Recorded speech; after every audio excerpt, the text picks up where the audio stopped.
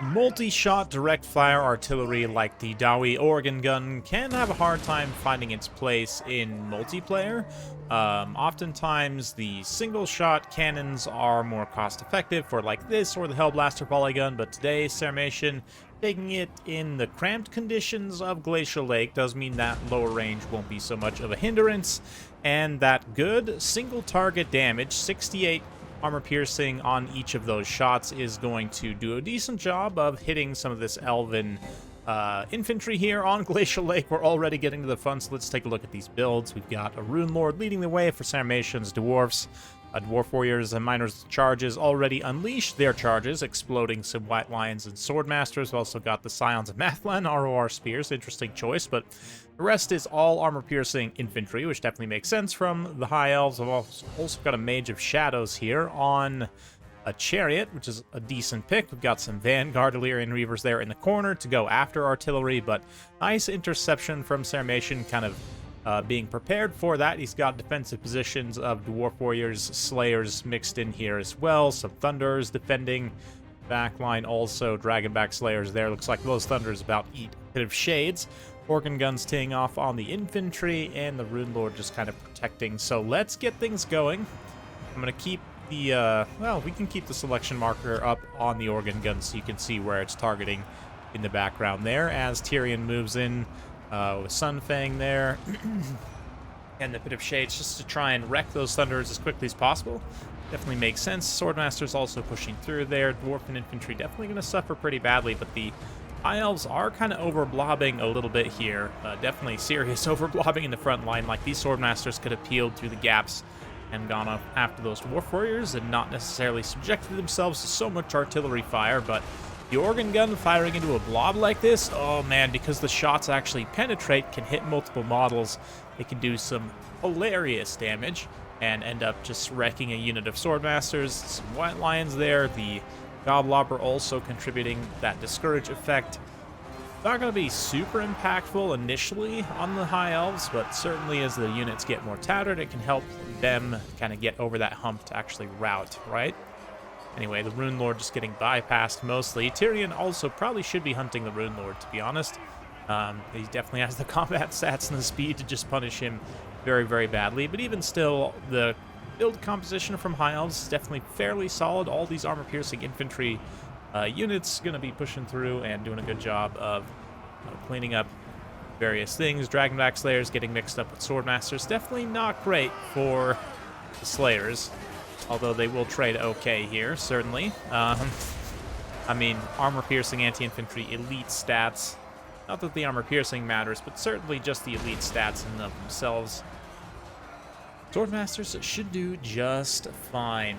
We take a look here as well. Dwarf Warriors defending the Organ Gun against the Scions of Mathlan. They're going to absolutely wet noodle each other, so that Organ Gun should have plenty of time to continue firing. Ceramation might have had to pull it back just a little bit there to make sure it doesn't run into melee.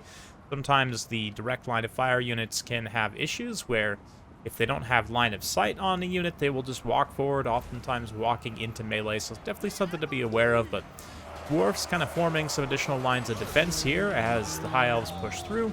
Got some more Dwarf Warriors lining up. Thunderers trying to disengage, get in a firing position, but having a hard time doing so. Another nice bit of shades coming through. Gonna hit some of those Swordmasters as well, so I don't know, value-wise, this is actually probably not that great. You would have positioned this a little bit further away and not got any of the Swordmasters. That would have been much better, but they will end up taking value damage-wise probably more than the Dwarfs, given the magic resistance and some, kind of the low cost of those two Dwarf units there. But anyway, Organ Guns firing, and the Illyrian Reavers somehow still fighting, occupying those Thunderers, not allowing them to fire. Pretty decent stuff. A lot of infantry left for the High Elves, and certainly Tyrion's also going to be pretty tough to deal with, but there's still quite a bit left for Ceramation as well. Quite a bit of ammunition left on this Organ Gun. Value damage-wise, it's pretty much already paid for itself, but it's going to have to do quite a bit more potentially to try and win here. I mean, we'll see. There is quite a bit of Slayers here. They can definitely deal with the Chariot, and in a late game, I think if there's Slayers left, they should be able to deal with Tyrion, or at the very least break his leadership if he's the only one left. We'll see.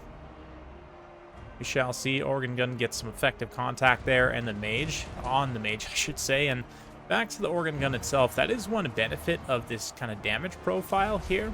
Although it's not going to be quite as efficient, arguably, against single targets, it's just good against a multitude of targets, right? It's good against infantry, pretty good against cavalry, it's good against units which are blobbed up, it's good against single entities. Yeah, the short range versus the cannon is what makes it not as universally viable, but certainly on a smaller map like this, and with some terrain blockages like this giant pit of chaos here,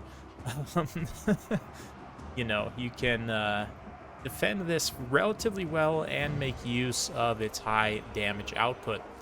It's generally be pretty decent. Blasting charges coming in. Oh man, gonna friendly fire some of that crew there.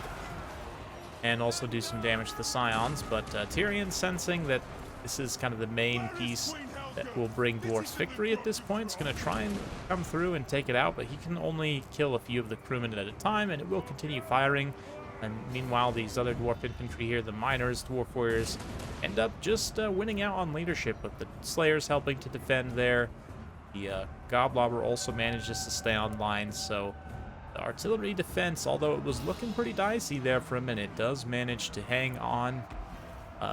Yeah, on the High Elf side, might have been nice to see some flying units, perhaps, to get back here and disrupt, although I guess they don't have any multi-model flying units. It's all single entities, right? But anyway, Rune of Slowness getting used there to just kind of freeze Tyrion in place, more or less. The Slayers repositioning to go and try and deal with him, and then Scions of Mathalan just kind of pushing through, trying to get on that organ gun and finally silence it. But one of those things where, you know, I get the corner vanguard for the Illyrian Reavers, but I might have put like one in this corner up here and still had one in my own deployment zone, because, I mean, once the kind of reinforcements rush to defend and you occupy some units, you can bring that tactical reserve of cavalry in later on and kind of silence this organ gun. But certainly hindsight's 20/20 for the High Elves, and they are going to be struggling to do anything here, as it's pretty much just Tyrion left. The organ gun doing a little bit of friendly fire, but interestingly enough can still hit him over the heads of their Dowie compatriots. So there you go. Victory for the Dwarfs on Glacial Lake. Great game dissemination. Big thanks to him for posting that one. And just a fun game overall. Love to see me some nice organ gun action, especially against the High Elves. 2140 damage value at the end of the day. Just great job keeping it safe. Good usage on this specific map too. It's flat and small and has that terrain blockage there you can use to defend. So overall, very good stuff. The Goblobber also returns some decent value back as well. I mean, Orek would have been nice to have here for the map-wide melee attack buff, but the extra cost would have meant you couldn't go quite as wide here, and I definitely think the width was necessary. A lot of these Dwarf Warriors kind of just get beat down. A couple of them do okay, but in general, the Swordmasters and the Lions are going to clean up a lot of kills, get pretty good value overall. You not so much, but it's kind of the way of things. I like the pick of the Chariot Mage too. Tyrion's okay, but I don't know if he was used necessarily particularly well here. Definitely should have been hunting the Rune Lord the whole time, but there you go.